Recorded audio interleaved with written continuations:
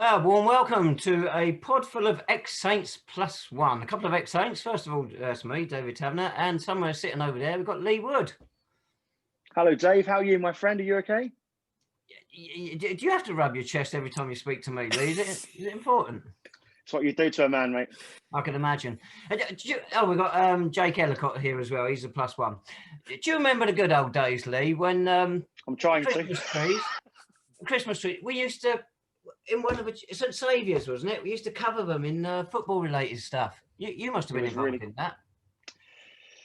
Well, no, I wasn't involved. I did see it though. It was really, really good. Yeah, it covered in lots of sort of post-war players, wasn't it? It was really informative. Yeah, it's a trust, wasn't it? It's Ian Rogers and that's right. That other supporters group was still going. We had two at one stage. Right, we've got a couple of games to talk about. Both of them were packed with almost capacity crowds. Saturday down at the Beverley, Hampton and Richmond Borough. You were there, Jake. What did you make of it? It wasn't the most spectacular of games, was it? But I thought we did enough to win in the end. We were just very efficient. The two goals I thought were taken absolutely brilliantly by Mitchell and Solomon, two superb finishes, and there wasn't much more to talk about from what I thought. Hampton looked decent, but Dave, you commented to me that they looked like a team that just sort of looked short of goals as they did in the reverse fixture at the start of the season. Yeah, they don't look a bad side. They just look to be lacking up front. I'll come to that in a minute. Did you see the game, Lee? I did, yes. What did you make of it watching it? I thought first off, I thought they were unlucky, actually. I thought they played well, or I think they sort of caught us out a few times. I thought Donaldson looked decent. It just took us a while to get into our rhythm a little bit. But apart from that, two fantastically taken goals from our part. I did earmark the Hampton game and the Oxford game as a potential sort of slip up for us. But I have to say, hats off to our defence yet again. Played fantastically well, composed when we needed to be, a little bit fraught in other places when we needed to be, but on the whole, well marshalled, well driven, and three fantastic points at Hampton. You mentioned there they opened us up a couple of times. It wasn't on the tweet actually, so anybody watching the tweet won't have caught these two incidents. They put a superb ball through the middle of our defence, and they caught us both times. On 7 minutes, young Nathan Minhas went through. He was in for Nico Muir, their top scorer, who was out injured, I believe, wasn't he, Jake? Yeah. And they probably could have done with Nico here. The young lad went through, and as Michael Johnson went down, he tried to get over him, but he didn't get enough on him, and it hit the shoulder of Michael Johnson and went for a corner. Should have scored then, really, I think. Although, another good save from Michael Johnson. But just for the half hour, the disallowed goal, what was it like on TV? It looked okay. It looked like a good goal on TV. But hey, we'll take that every single day of the week, won't we? Well, it's funny. There was two Hampton supporters behind me, and they were slightly to the left, so they were almost dead level. Two old boys, and they said, "Oh, he's offside, definitely offside." And I played my footage back of it later, and he wasn't offside. The goal should have stood. And as you said, it was Rue Donaldson who got the goal. What did you make of it at the time, Jake? It looked very close, but in my mind, what I thought was, why is he passing the ball? I thought he's got to have the shot there.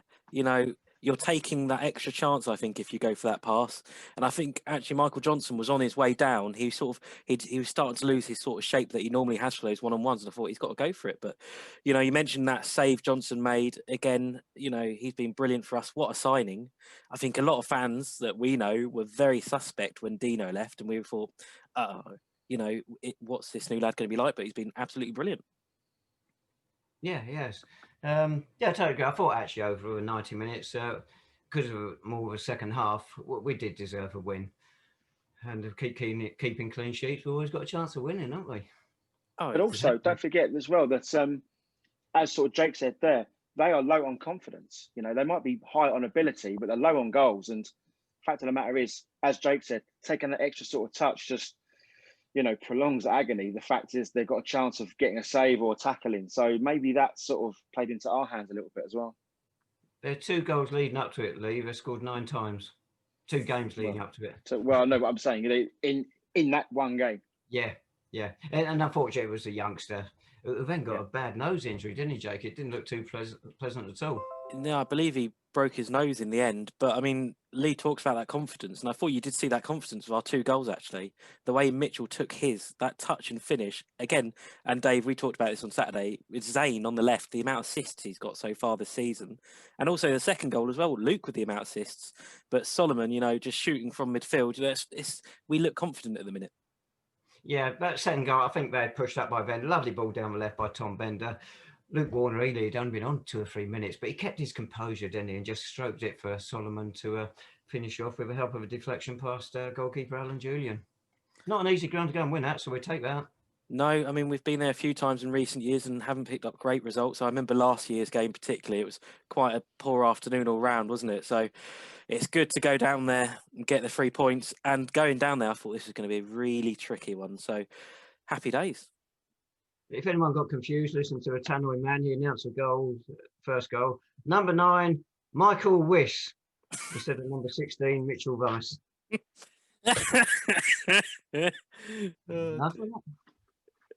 Another ground that can be tricky, Oxford City last night. 0-0. Wasn't quite even as exciting as Saturday, was it? It was a bit low on entertainment, I thought.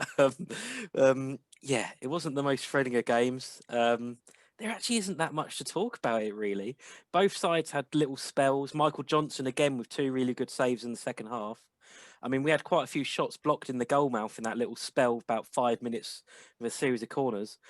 But again, I thought the defence for us just looked really well drilled, really confident.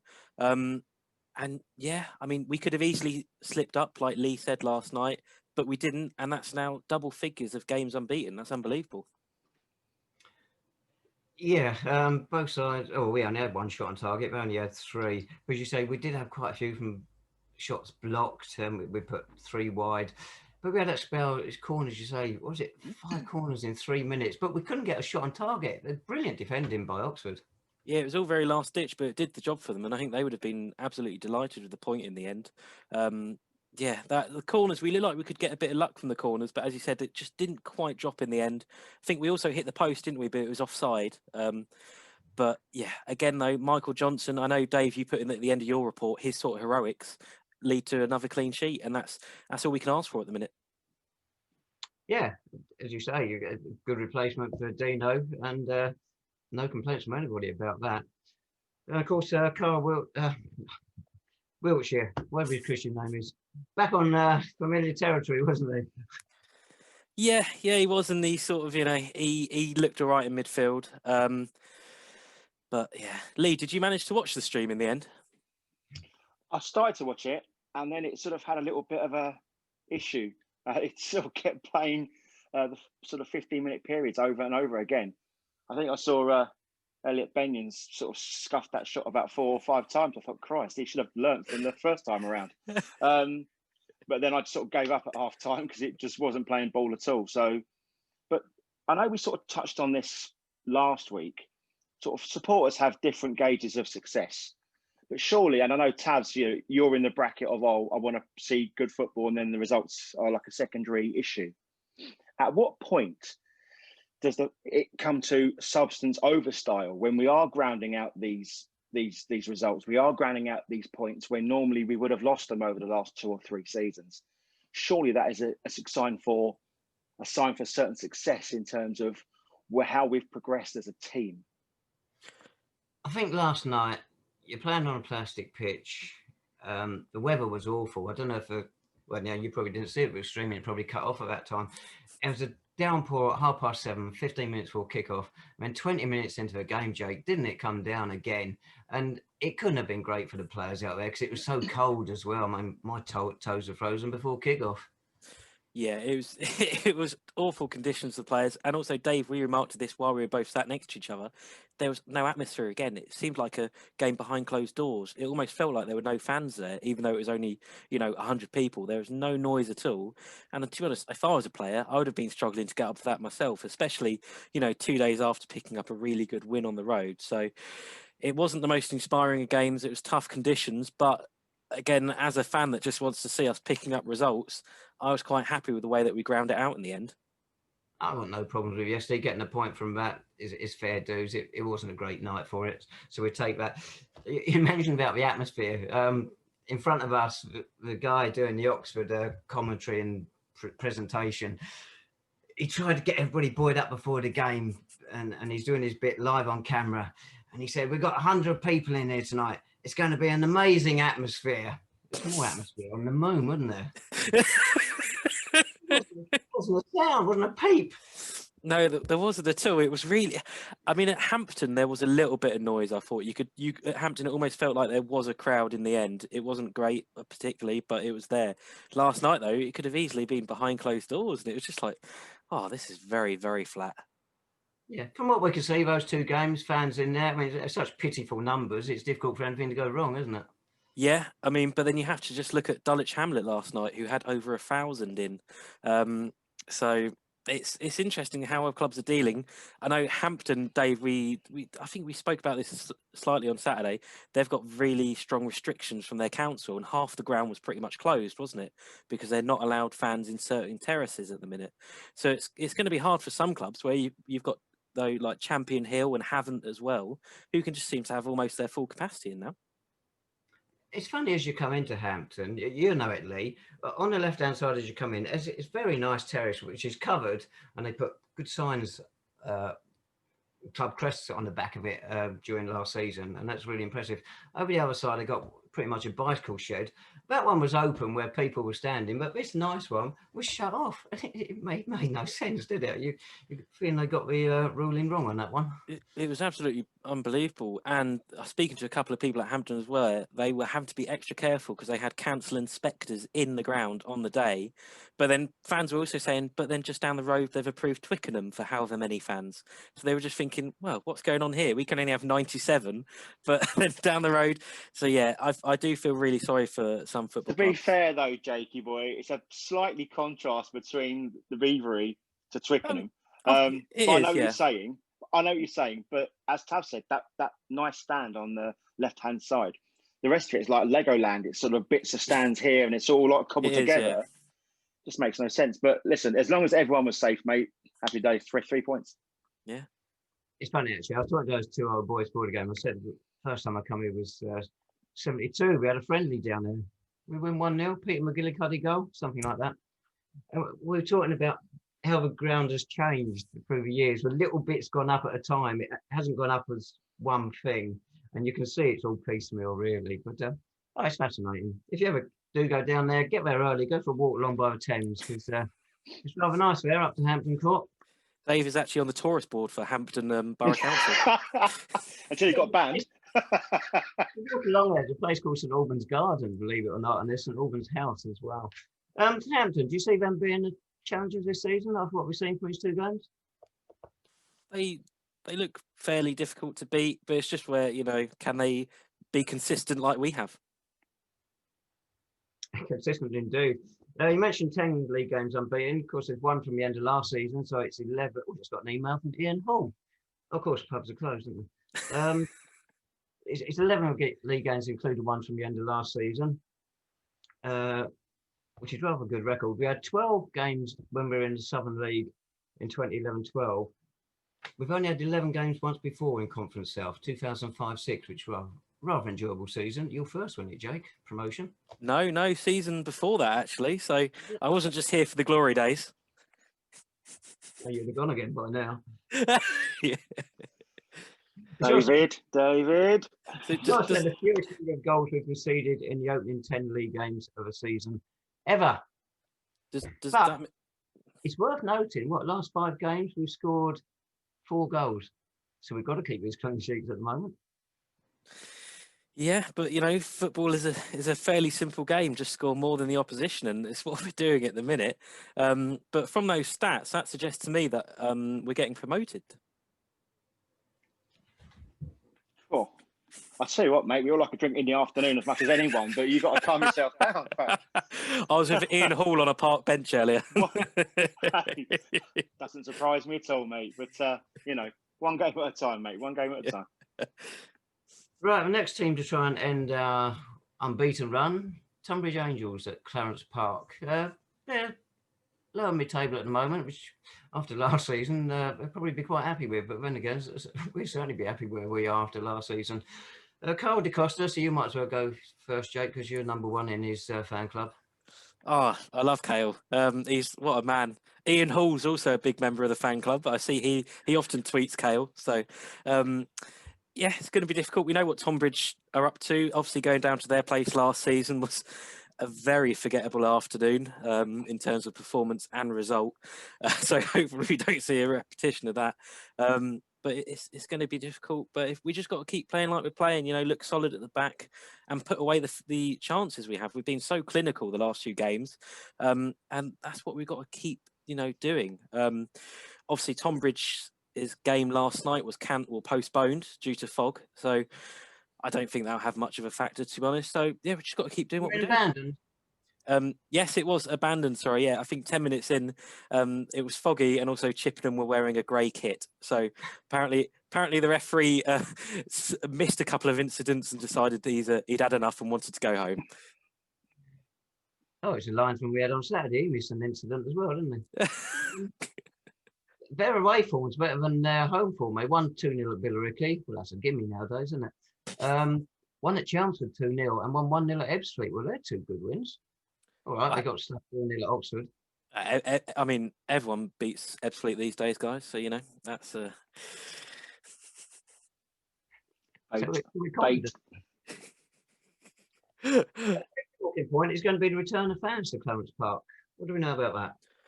Well, I think we've got hopefully a fairly decent number going, and I think it's going to be over 500. I think from what I've heard, hopefully, and by all accounts, it's going fairly well. But it's going to be interesting to see. I mean, it's going to be our first crowd since the Stortford game, and by crowd I mean actual, over 100 people. So it's going to be interesting to see how that sort of impacts on both teams, really. Well, it's going to be the first time since we played Dartford last season. We'll actually have more fans than the opposition, because obviously Stortford we couldn't really do it. In the last two games we haven't been able to do it. So that's going to be something different for us. It is indeed, but for me, it will just be brilliant to see fans back in Clarence Park. It is soulless without them. People watching from home via the live stream, but it being in the ground, there's just nothing there. There's no soul at all. So actually seeing fans on the terracing will just be such a huge step up.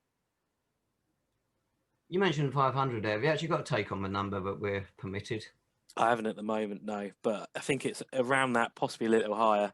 So yeah, I mean, it's decent. Obviously, it's not as high as some clubs, but I think we can't complain about it. And of course, it's all purchased in advance, which I guess all the clubs are doing at the moment this season. Some old boys will tell me they're not going to go unless the grandchildren come around and buy tickets for them online, which is sad, but also because they haven't had the vaccine. You'd imagine the number of elderly supporters might be down on usual.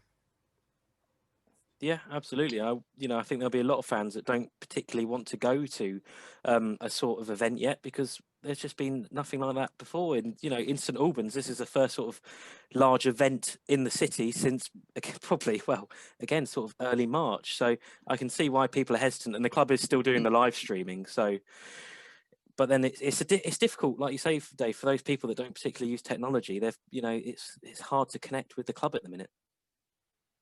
What about you, Lee? Down the park or in front of the box? Down the park, mate. Down the park. Yeah, absolutely. Yeah, it's my club. On the terraces of Clarence Park is where I deserve to be and where I need to be and where I want to be. The one thing I do hope that doesn't happen is the club comes in for any sort of criticism in terms of the way they've held and staged the game. You can see by the countless media posts over the course of the summer how hard everyone has tried to get Clarence Park up and running, fit for purpose in this COVID situation. Fans is great. I mean, I know they've worked so hard. The one thing I don't want to happen is one or two people who aren't quite used, or it wasn't what they're used to or wasn't what they expected, to go online and hammer the club. I'm sure they won't, but I have seen it at other games in the last week, and it doesn't help anybody at all. This isn't a perfect situation for anybody, club or supporter. I'm looking forward to it, Tabs, and hopefully it's going to be a great day. It's just going to be good to get back and watch the team on the pitch at home, and I'm looking forward to it. Well, the online admission price for adults is £16.50, which is the same as it was last season. Now, I've got a general thing, not aimed specifically at our club, but football at our level generally. Should they reduce the prices to attract people in and also reward? Bearing in mind, a lot of people have lost their jobs this year. A lot of people have had reduced wages. Of course, unfortunately, we've lost some people as well, and other people have suffered it and have got long COVID, so won't be able to go. So could clubs be more imaginative with their pricing structure? You've got Kingsley that have actually pushed their price up to 25 quid, which makes no sense to me whatsoever. Bearing in mind also, these clubs are also receiving funding for 3 months from a national lottery. So could price it have been more attractive? I don't see many clubs doing it. Possibly, but it's then you sort of create a situation for yourself, don't you? Is that when you get more and more fans allowed to come back in, do you gradually then put the price back up, or do you make it even lower? You know, 16.50, we knew that's what it was going to be, and I appreciate your point in hand. But, you know, I think there's a supply and demand issue there, especially when the attendances are going to be lower than what they are anyway. If you don't want to pay 16.50, there's always going to be someone who will. But listen, 25 quid or whatever it was for Kings Lynn, it's just extortionate. I mean, you know, but to watch Northern City, if you want to go, I'm guessing you would pay that. It's very easy to criticise the club on pricing. Everyone's done it at various points over the last 2 or 3 years. But I think, I don't know how you feel, Tabs, because it's the club aren't going to win. It's a general. No. I know. But I'm talking in regards to our club. Clubs aren't going to win. You know, they have to charge something. They have to make money as well. And yes, they're getting the grants, mate. But the grants are only, don't forget, they haven't been receiving grants all throughout the course of the summer. You know, they're not going to be receiving grants after the 3 months is up. So, you know, it doesn't mean that they're still offering a service, aren't they? They are still putting on game of football at that level, and that is the price that you expect to pay. So I don't mind the 16.50, if I'm honest. Well, as we know, we saw damage when the price went up at the start of last season. But I say it wasn't aimed specifically at us. I think, of course, our league maybe could have been imaginative and just do it until the funding ends from the National Lottery, and then say we'll revert to our normal prices then. But it's just an idea I threw in there, that's all. Yeah. Would you? Sorry, go on. I was just going to say, I think most sort of National League South clubs have stuck with their price. And you mentioned Kings Lynn. I think Bromley have also put up their price. So I wouldn't be surprised if they're the only 2 clubs that do it in the next couple of weeks. They can take the flak for the rest of us. And I mean, of course, it is, you know, mentioning that there is still the live stream, like I touched upon. And interesting, other clubs, instead of, say, putting their prices up or down, have actually put their live stream prices up. So sort of some clubs are trying to find other ways of getting a bit more revenue in. So yeah, it's difficult though. Like Lee says, it's a rock and a hard place at the minute, because some clubs, you know, can have a lot of fans in, some can't. You know, every case is totally different. And of course, we know that there's clubs in Tier 3 that won't have fans and probably won't even have fans over Christmas. And how is that going to affect them? It's a very tough position for everyone. Yes, we're recording this on Wednesday, the 9th of December, and the draw was made today for the FA Trophy second round. The first round was played last night, and the second round is next Tuesday, whatever date that is. And we're at home to Cray Wanderers, Isthmian League Premier Division, 4th in the table. It's difficult for them. They won at Uxbridge last night, but it's their first game since the 31st of October, and their league doesn't start until the following Saturday. So you'd think it's all in our favour, isn't it? Well, you say that, they've got Rhys Murrell-Williamson. So Bantam. Oh. So I think we know what's going to happen here, don't we? I mean, I'm sure the club was happy to get a home draw. I mean, but then we don't know what's happening with the trials in the FA Trophy. I don't know if they can have them, if we can't, etc. But it's a home draw against a lower league opposition. You know, I'll take that. Didn't work too well against Stortford in the FA Cup, so we won't mention that. It's funny, in the trophy last night, Hitchin Town, of course, we beat in the FA Cup. They beat Mickleover 3-0 in the trophy last night, and yet Mickleover looked a much better side. But again, of course, if they haven't played for a while, they could be rusty, couldn't they? So don't let's interrupt your dinner, Lee. Jake. Apologies. Thank you.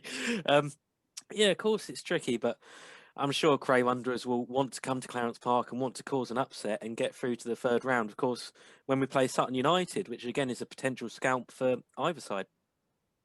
What do you make of Rhys Murrell-Williamson, Lee? I liked him. I mean, he was a decent player for us. I think his fault was that he got found out very, very quickly. You know, he hit the ground running in terms of the first 10 games of the season. And then everyone knew what he was going to do. Get the ball, cut inside, shoot. And then everyone just sort of kept showing him outside. And then his frailty sort of came to light. He couldn't really cross particularly well. But I liked him. He was dangerous for us. And he was that sort of unknown quantity. He sort of came to us with a bit of a chip on his shoulder. And no, I liked him. Second time around, not so much, but you know that happens countless times over the course of us. So, but he will be a threat. Make no doubt about it. And if we take that game lightly, then we could come undone. Because they play him. Well, we tried him on either flank, and he cut in. Unfortunately, he can't cut in so well onto one foot as he can the other one. But he can strike a good shot when he gets it right. Absolutely, yeah. He's a good player, and we're gonna have to keep our eye on him. Otherwise, he could be an issue. Anyway, we'll see them off next Tuesday. Following Saturday, we'll see off Sutton United. We'll be in the final by Christmas, won't we? I'm not sure about that. I mean, is this final going to be played before the final from last season? Do we know if that's ever going to happen? I mean, is Concord Rangers final sort of just deemed to have never going to happen again? So, yeah, but it's going to be tough against Cray, and so you know whoever gets through against Sutton as well, we know it's going to be difficult. Of course, we played them in the summer, drew, looked all right, but then you know it's just the return of Ben White to Clarence Park if we get through. Which one looked all right? You're the only one that saw it. Rest of us were happy to go to Tesco on a Saturday at that time. I mean, I don't even remember it. It was so long ago now. Of course, unbeaten in the friendlies as well, weren't we? It's just monotonous, isn't it? Please, someone chuck a defeat in there. Oh, mate, that's going to come back and bite you on the arse. I know that right now, mate. Yeah. Please don't tweet me. He's going to be blaming you. Right, looking around the rest of the National League South, we've moved up to second, point behind leaders Dartford, 2 games in hand. So, we'll have a league and cup double wrapped up by Christmas then. There's been one more changed in the managerial sections of our league. Billericay, who wants to take that one on? Well, we saw that coming, didn't we? From a long way away. It seemed like Jamie O'Hara was living on borrowed time there, and I think it was inevitable in the end. So yeah, shame for Jamie, but he seems to be quite busy on TalkSport, so I'm not sure if he'll be too disappointed about that. Yeah, and Billericay at the moment just gone for Danny Brown put in temporary charge. He's one of their back from coaching staff. So also going to take their time thinking about who to get in. It'd be interesting to know what situation is there. Obviously, the big money must have gone by now, hasn't it? So one would imagine they're going to cut their cloth a bit more accordingly. Hopefully, but I think they've got sort of a group of local investors, haven't they? And they've also got 3G pitch, which seems to be really helping quite a few clubs this year in terms of finances. I know Billericay and also our friends Hemel down the road seem to be benefiting.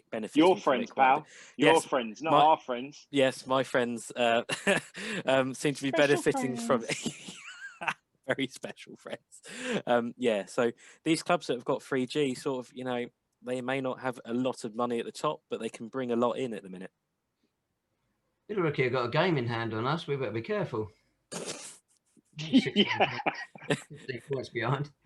You mentioned Hemel, because their fans are going to come back now. They're going to pay a tenner to get in. Both of them. And well, at the moment, they got 1 point out of 15, so that 10 is well spent so far. But away from home, 5 wins and 2 defeats. They should have stuck with grass, shouldn't they? Yeah, but I don't. I think Mr. Boggins likes the income a bit more than he likes the grass. So I think he's more than happy with that. Yeah, they're not particularly great at home, but they're getting in some great results away. I mean, the win down at Havant, was it last week? 3-2 with 10 men. Oh, that's unbelievable. It doesn't make sense. It's like Hampton, away from home, won 5, lost 1. At home, 1-1, drawn 1, lost 3. They've got grass. So it's not just 3G. It's not quite linked to that. Yeah. But it's very odd. And away teams now won 45 games to 37 home teams. It's difficult to predict anything at the moment. It is. That doesn't bode well for Saturday, does it? God. Well, according to you, nobody can beat us. That's true. We're going to go unbeaten all season, guys. You heard it here first. Oh, what a season that would be. Billericay haven't actually got a game on Saturday. So I can't see how things are going. What's happening at the top of our table? Dartford. They're not. I don't believe Dartford or Dorking are either playing on Saturday. No, because of free Saturdays and COVID, etc. So if we win, lads, we're going top. the draw will take us top. We got a 3 goal better goal difference than Dartford. Oh well, then I mean, get the champagne out. Champagne. See, this is what Lee should have had when he got the prediction right the other week. He should have given you that, Lee. Do you remember these? That I do. Is that full? Yes, it's full. Oh, right. I wouldn't have had it, would I? That's for sure. You sure Nocky's not come round to have it? Yeah, that's what it was. Gets on the bus. Oh, up you to... remember it. Hello, boys. One do your taste, all right. Anyway. Right. I've got nothing else to add. Did Somebody we? got- What were our predictions like for Hampton and Oxford? Oh, rubbish. Just one thing. You're both wrong. You're always wrong, apart from that one.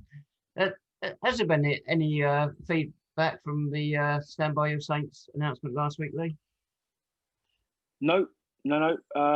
It's all been quiet on the Western Front. I don't think anyone really wants to go 15 rounds with anyone else over it. It's all been decided. It's all been said. We're in the process of closing the accounts this week, and I'm looking forward to getting back to the park and focusing on football finally. One thing I did want to mention actually is Ian Allinson's Manager of the Month award, but also Gary Cameron winning the Volunteer of the Month award. Gary's been a fantastic help for Stand By Your Saints and the supporters clubs over the however many years it has been. I know he works fantastically hard at the club and has done all summer. So congratulations to Gary and of course Ian. Yeah, I can only echo that. I thought Ian is a more than deserving winner of the Manager of the Month. And Gary, I mean, he's done some great work, I believe, predominantly on the toilets during the summer, from what I've read and seen. So I think that man has rebuilt the toilets, mate, about 3 or 4 times now. It's absolutely. So hopefully fans will be able to enjoy them on Saturday and also enjoy the work of all the volunteers. Again, you mentioned it earlier, Lee, sort of the work that's gone in at Clarence Park, just making it COVID secure this summer. Just to see fans there will be brilliant, because it's all this work has gone in it. It was such a waste that we couldn't have fans back in. So, but it's brilliant to see Gary get that recognition. Can I just say, Jake, you've obviously spoken to Ian quite a lot over the past few months, post-match interviews and whatnot. Is he all right? He seems very glum when you sort of interview him. And when he was accepting his award, he was like, "I'd like to say thank you very much for everyone. This award means a lot." And I'm thinking to myself, you've got to cheer up a little bit, Gaffer. Come on, mate. You've taken the team to new heights, unbeaten in the league, playing some good football, but is that just? It's never been interviewed by Jake. I think that would explain it. Only when he's drunk. It's not a pleasant experience, I have to say. To be honest with you, I think he's just trying to keep everyone's sort of feet on the ground. I think You know, he's that. I mean, a couple of seasons ago, we had a brilliant start, didn't we? 6 games on the bounce, and it all sort of soon fell apart. So I think he's just trying to keep everyone's feet on the ground and just trying to, you know, not get too involved with everything at the minute. It was interesting in the interview last night, actually. He said he had to pick the players up because they were disappointed with the draw. So maybe he's going to start sounding a bit happy and try and get that positivity. But yeah, I think like Dave says, it's probably because he's got to talk to me after the game. And I mean, that will really bring you down after picking up 3 points. Yeah, actually, Never a truer word been said, mate. Absolutely. Right. Thank you. Prediction for Tunbridge. Oh, I'm going to say 3-1 Saints. 3-0. Another clean sheet. And Yeah. Cray Wanderers, back in 2004-5, Colin Lippiat's first cup ties were against Cray Wanderers, a draw at their place and a 3-2 home win. Just a week after he took on the job. There we go. Well, for Cray, then I'll say 3-2 win. Lee? I'm going to go for 2-0. 2-0. 2 clean sheets. 2 more. Yeah. Wow. Yeah, hang on a minute. I keep saying, you know, score draws, and you hammer me every single time. So come on, I'm being super positive now. You are. I love it so much. Right, since we last met, there's been some former footballers that have moved on to the next football pitch. Cutler and Bournemouth, I've got to mention them. Mickey Lennon, you won't know them, but probably neither of you know. Former Bournemouth player, very successful Bournemouth manager. Had a best run of something like 13 straight wins, and he won the Isthmian League title, Division 2 under him in 76, I think it was. He did us 3-0 down the park, might have been 77. Mickey Jackson played 3 games for us before he went off to Wood. Became their record goal scorer. Sadly, both of them are gone. One you may have heard of, Roger Day. Ever heard of him? Apart from the notes I sent out the other day. Most famous in these parts for Amateur Cup second round match in 1972, Weddislow Town, when he did that to Bill Ratty and fractured Bill's jaw. Ended up with a court case. Somehow he was acquitted. He passed away last week. And Bill actually said the last time he saw Roger was at the funeral for Tommy Lawrence, the old Enfield centre forward, and he didn't pass a word. And then a former manager, Ted Hardy, died at the age of 91 last week. He was manager of Dagenham when they beat us in the Amateur Cup semi-final replay in 1970. I think he had 3 Amateur Cup finals he went to, and he won the cup with Bishop Stortford, and he took Dagenham to a trophy as well. Phenomenally successful manager. Anyway, sadly they have all moved on. I think we're about to as well, aren't we, Jake? I think we are. I think we've got less than a minute. So thank you everyone for joining us.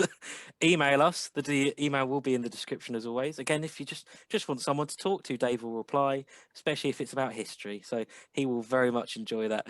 Thank you to everyone for joining us. And yeah, we look forward to the next episode. Thank you everyone again, and come on you Saints. Yeah. Okay, fellas.